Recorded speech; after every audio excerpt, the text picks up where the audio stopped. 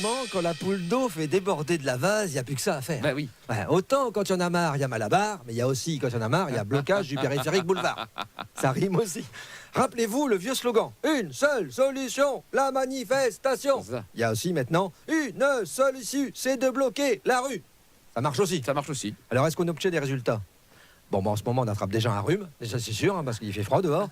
Et puis, par exemple, est-ce que les salaires du service public vont se dégeler? Je le redis, avec le temps qu'il fait, ça m'étonnerait. Mais ça a l'avantage de faire prendre l'air à certains d'entre eux, du service public. Par exemple, un officier d'état civil. On les voit dehors dans les manifestations, ils clignent des yeux, puis ils sont tous désorientés. C'est-à-dire qu'il ne faut pas trop les sortir en plein jour, et surtout les faire marcher sur un autre parcours que le trajet qui les mène à leur domicile. Ouais. Voilà, je viens de me fâcher avec les officiers d'état civil. Bon, en même temps, j'ai plus de naissance à déclarer. Donc, et puis, si ça arrive, je ne le reconnaîtrai pas. Donc, voilà.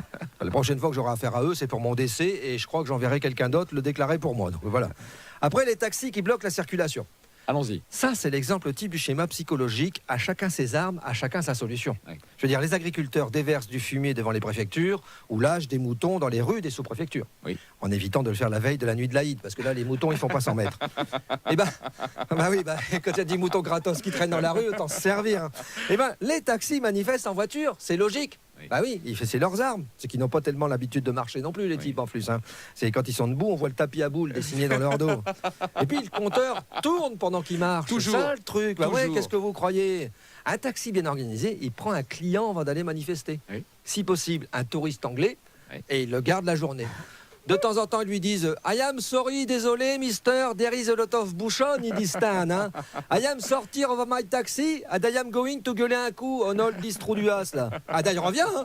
Alors, le type sort et il hurle Hubert, va te faire. Enfin, vous finissez la phrase Oui. selon votre niveau de colère. Hein. Fin de la manif, 500 € de course. Voilà. Deux avantages, c'est pas une journée de perdu. Non. Et puis, on a détroussé un anglais, ce qui est pas mal en même temps. Alors, est-ce utile pour se faire entendre?